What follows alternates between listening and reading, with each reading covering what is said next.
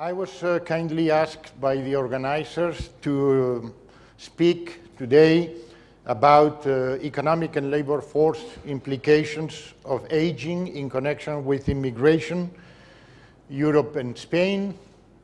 And this is obviously a very vast topic to be charted in a short time. So it's no wonder that an old motto, dictum by an American social scientist came to my mind. It recommends seek simplicity and distrust it. I will seek simplicity and I leave to you to distrust it. The 21st century has been named as the century of global aging, but it is going certainly to be also the century of international migration in a globalized world. Aging is a global phenomenon. The alternative is unsustainable population growth. There is very little middle ground. If birth rates remain high, we will have unsustainable population growth. If they go down as they are doing, then we'll have global aging. But it happens above all in Europe and Japan. Nowhere has it gone as far as in Europe. In Europe, as in other places, but a fortiori more so, aging stems from a very high and increasing age expectancy. We heard about it enough today. A very low and not increasing fertility rate, which on average it is around 1.4. If we remember that replacement rate is 2.1, then it's clear that in Europe it is 1/3 below replacement.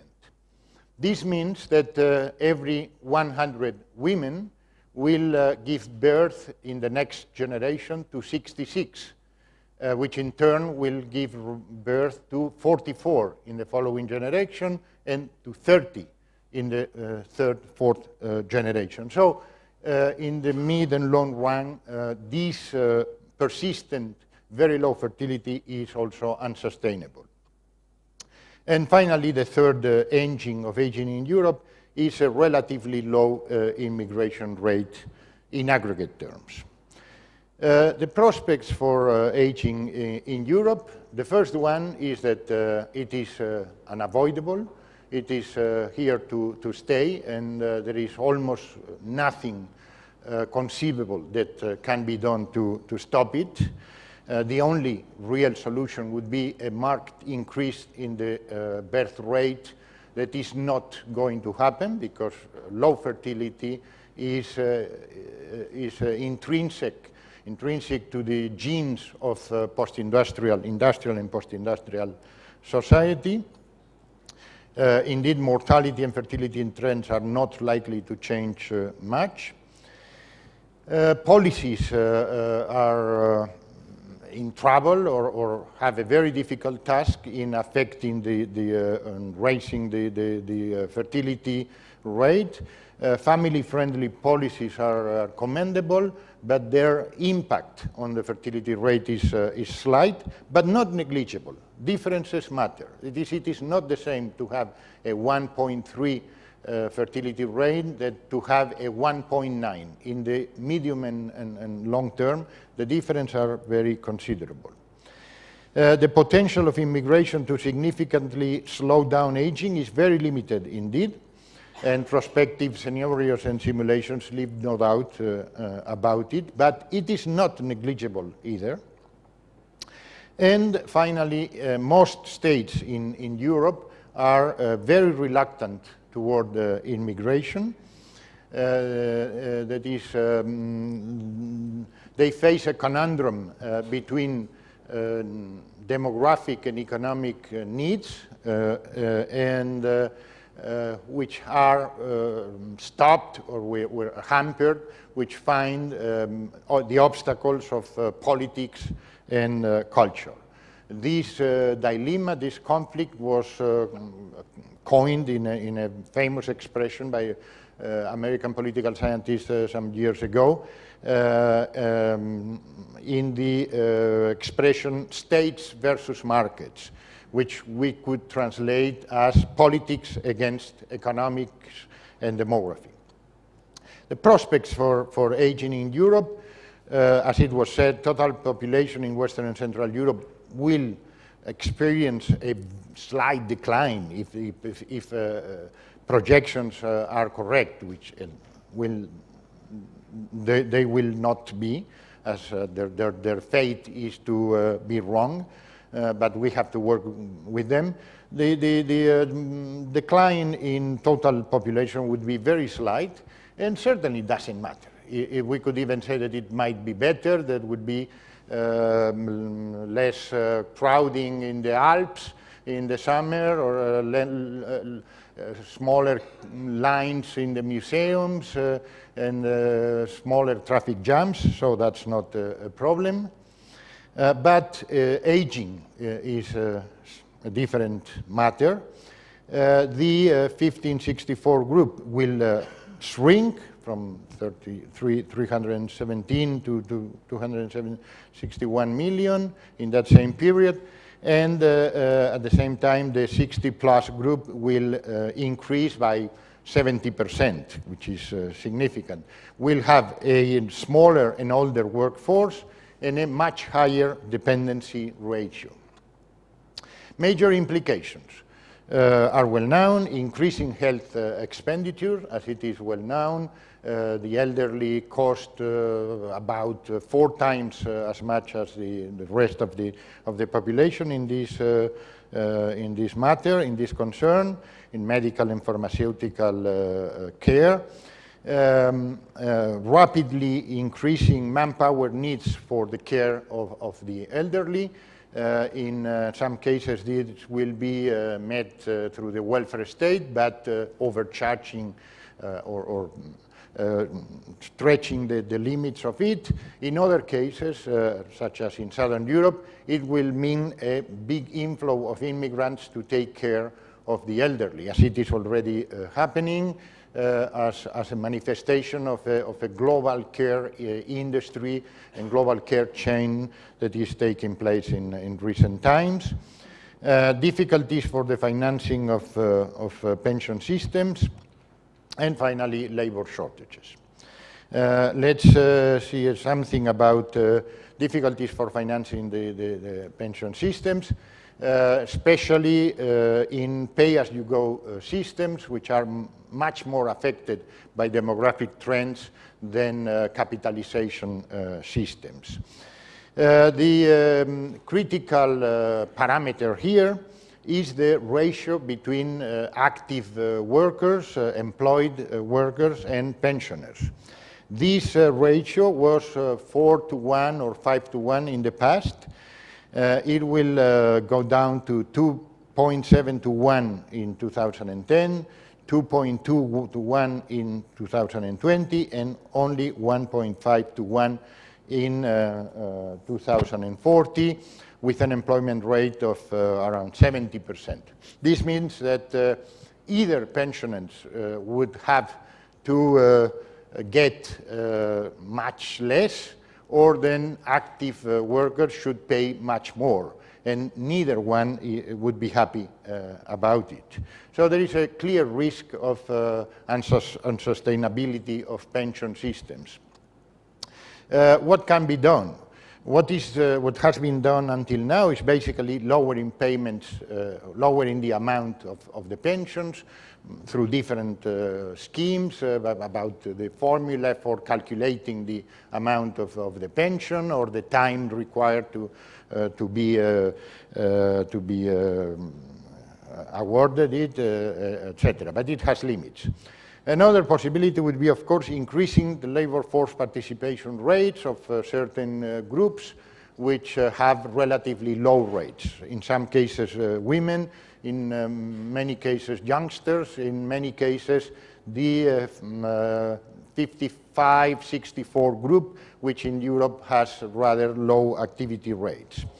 Postponing retirement age is being done in some countries. That increases the number of active people in the economy and reduces the number of pensioners. But it is not so much the legal age that has to be modified, but actual age, which in fact is much well below the legal age in most countries. And finally, increasing immigration rates. But the potential of all these solutions is limited, is being tried by different countries with limited results, which do not clarify the horizon, the panorama of the pension systems. The best solution would be changing the pension system, but this is easier said than done, because it basically means that the present generation has to pay two systems, the pensions of the elderly and their own pensions, and that can be done only under very special circumstances and taking advantage of very favorable conjunctures, which not always happen, and very often governments do not have the will and the courage to address this issue. As for labor shortages, the size of the labor force in Western and Central Europe, which is about 227 million, will be reduced by 60 million by 2025 and 44 million in 2050. That will mean a severe shortage, and the European Union and many other institutions are voicing that labor needs will be considerable, and that the European Union will need so many dozens of millions of workers in the coming decades. Indeed, the need for immigrant workers is increasingly recognized, both in individual countries and in the European Union. But it has to be bear in mind that the demand for foreign workers does not only stem from demographic factors. It's not only aging that creates that demand, but there are other reasons, other sources. One is of a socio-cultural nature, that the fact that expectations of the native youngsters are constantly rising, and that leads to shunning unattractive jobs, which become stigmatized and then are disdained. There are also mismatches between the educational system and the needs of the economy, which result in a very significant demand for highly skilled workers that our educational systems are not producing. In fact, the most acute demand for workers in Europe is, and not only in Europe, is that of doctors, nurses, experts in the technologies of communication, engineers, and the like. It is estimated that by 2010, the European Union will need 300,000 ICT workers only in 2010.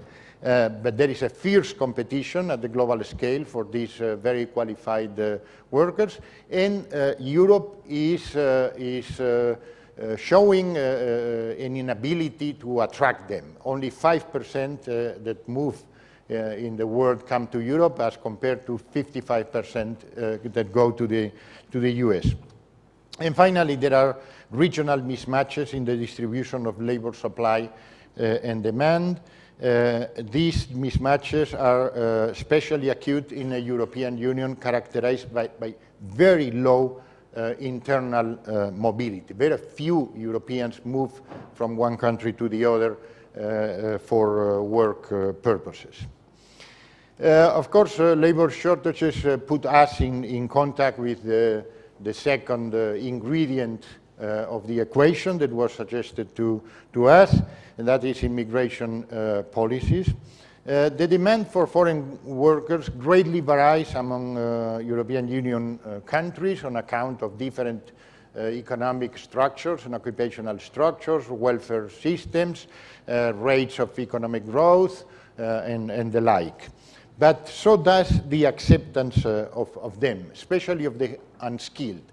All countries are ready to accept and willing to attract highly skilled workers, but they are not very able in doing so. But several countries are very reluctant to accept unskilled workers.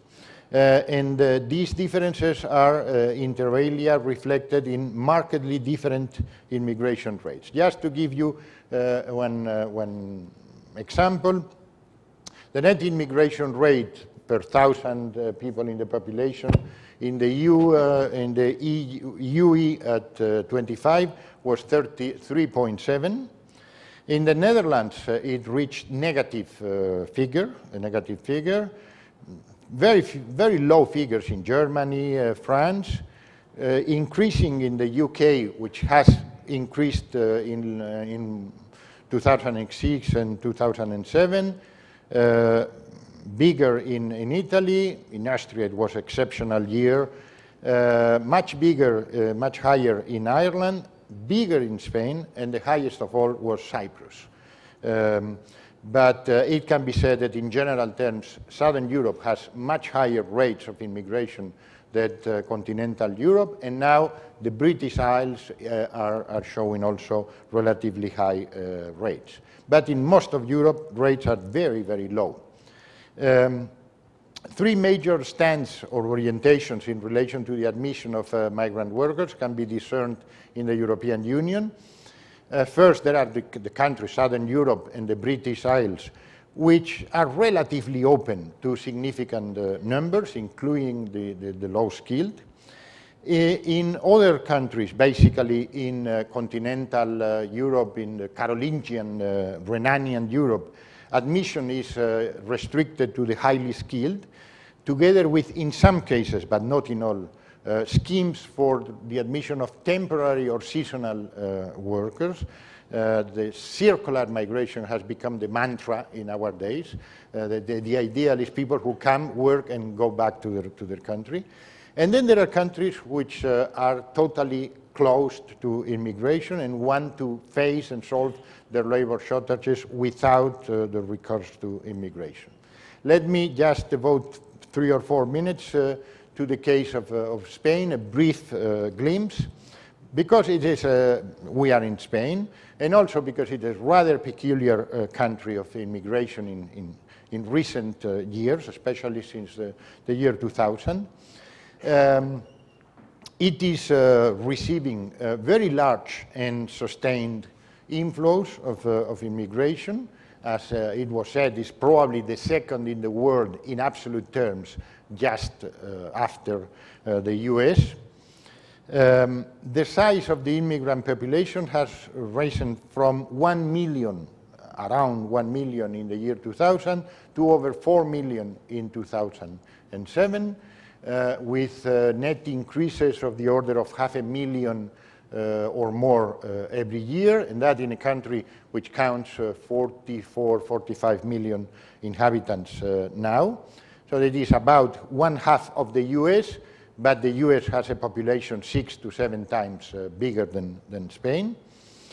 This has happened without major turmoil. Of course, there are views that are critical about it, and of course, costs and benefits are not well distributed, but there has not been major turmoil, and there has not been a xenophobic, populist, right-wing party, as in several other countries in Europe. This rapid increase has been led by a vigorous demand for immigrant labor, resulting, on the one hand, from sustained economic growth, a rate that has been well above that of the average of the European Union for the last 10 or 15 years, and by robust employment creation. In some years, half of the jobs that were created in the European Union were created in Spain. 7 million new jobs were created in the last 10 years. But this has been fueled also by a rapidly shrinking native labor supply, which means that every year the proportion of these new jobs which are filled by foreigners increases. In last year it was 53% of the new jobs were occupied by immigrants. And it's fueled also by the strength of the occupational sectors more prone to hiring immigrants. That is, domestic and personal services, including the care of dependent persons, construction, the hospitality, hotel and restaurant industry, intensive agriculture and fruit picking and the like. These sectors, which are the ones more inclined to hire immigrants, are especially large in Southern Europe and in Spain. Until 2005, most immigrants came through the back door of irregular migration because the legal avenues for the admission into the labor market were rather narrow, slow, bureaucratic, cumbersome. And then immigrants were later legalized through mass regularization extraordinary programs. But since 2005, in which a significant reform of the immigration law took place, legal immigration has superseded irregular flows. There are still irregular flows, no doubt, but the majority of immigrants come now through the legal channels open. Of course, as everywhere, there are clouds, shadows, and lights in the sky of immigration in Spain.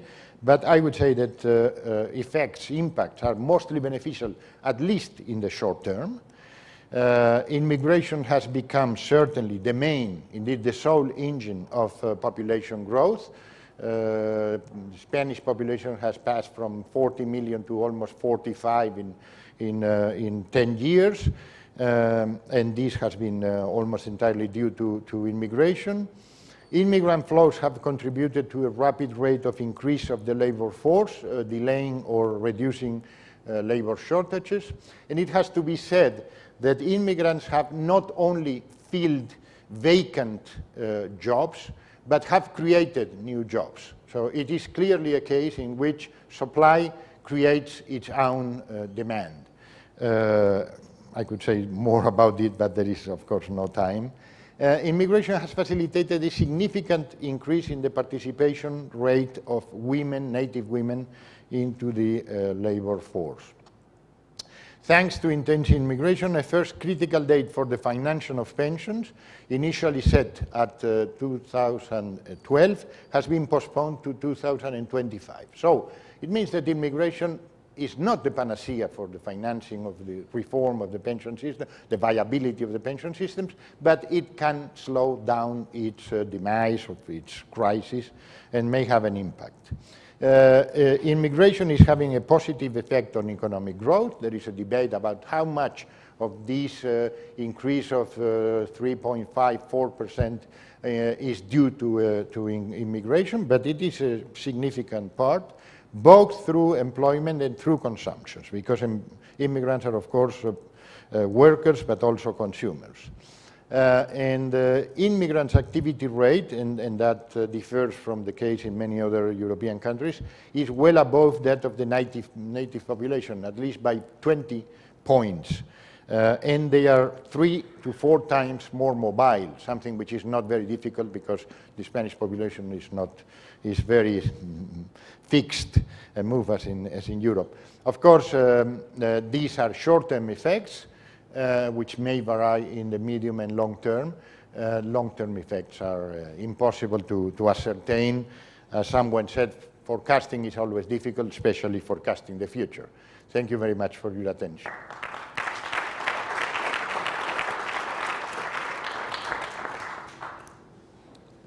one question on the last slide that you had, and that is that if the question of pension funding has been put off from 2012 to 2025, is that because it's too hot a political issue to address now? Excuse me? It's a third rail? It is why? Is it because it's too hot of a political issue to address in the short term, or why is it being addressed in 2005? Maybe I was not clear about it. That is, let's say 10 years ago, forecasts for the viability of the pension system to enter into deficit or not was fixed at around 2012. In the meantime, a very high number of jobs was created. That is, the active population increased by 7 million, while the number of pensioners didn't increase that much. And that is due to the fact that between 1/2 and 2/3 of immigrants come in the prime of age, that they are between 20 and 35. So they increase the active population and not the pensioners, the volume of pensioners. That's all. And there, at this time, the Spanish pension system has a superávit. That it has a, I don't know how to say it, but is well off, has a surplus. Mm-hmm.